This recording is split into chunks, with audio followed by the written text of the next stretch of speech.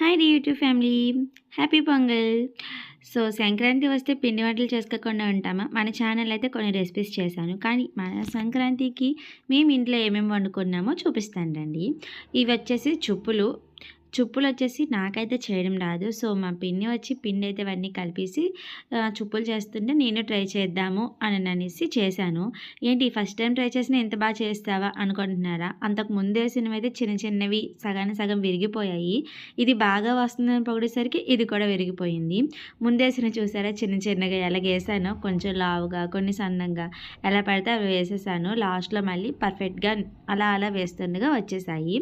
So ఇవన్నీ వేసిన తర్వాత ఆరిపోయిన తర్వాత నూనెలో వేసి వేయించుకోవాలి కదా. ఇక్కడ మా అమ్మ అయితే వేయించేసింది. ఇవి వేగేలోపు మేము కూడా ఒక సైడ్ నుంచి నేను మా పిన్ని కలిసి చుప్పులన్నీ వేసేసామన్నమాట. లాస్ట్ అండ్ ఫైనల్ నేను వేస్తున్నాను ఈ చుప్పులు.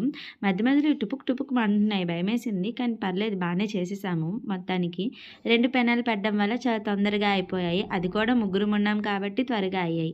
నెక్స్ట్ వచ్చేసి జంతికలు చాలా టేస్ట్గా వచ్చాయి ఈసారి మాత్రం. నేనే చేశాను అనుకోకండి, ఇది కూడా మా అమ్మ కలిపింది.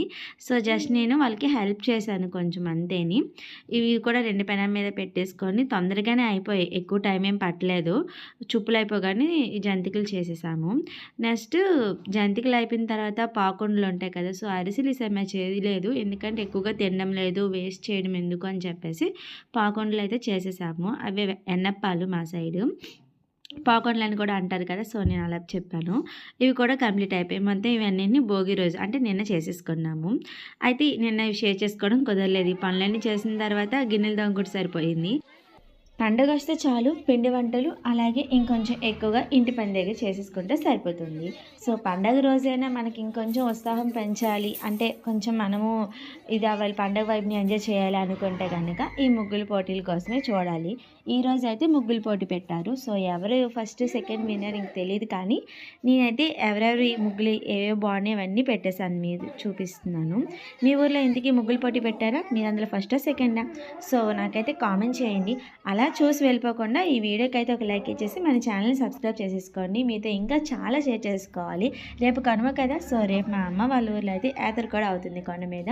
సో వాటిని కూడా నేను ఫుల్ వీడియో కానీ లేదనుకుంటే షార్ట్స్లో కానీ తీస్తూ మీరు షేర్ చేసుకుంటాను. అవన్నీ మిస్ అవ్వకూడదు అనుకుంటే మీరు ముందుగానే మన ఛానల్ని సబ్స్క్రైబ్ చేసేసుకొని గంట సింబల్ని ఆన్లో పెట్టేసుకోవాలి. లేదనుకుంటే చాలా వీడియోస్ మిస్ అయిపోతారు. మరి మర్చిపోవద్దు. మరొకసారి మీకు ఇంకా మీ కుటుంబ సభ్యులందరికీ హ్యాపీ సంక్రాంతి. బాయ్.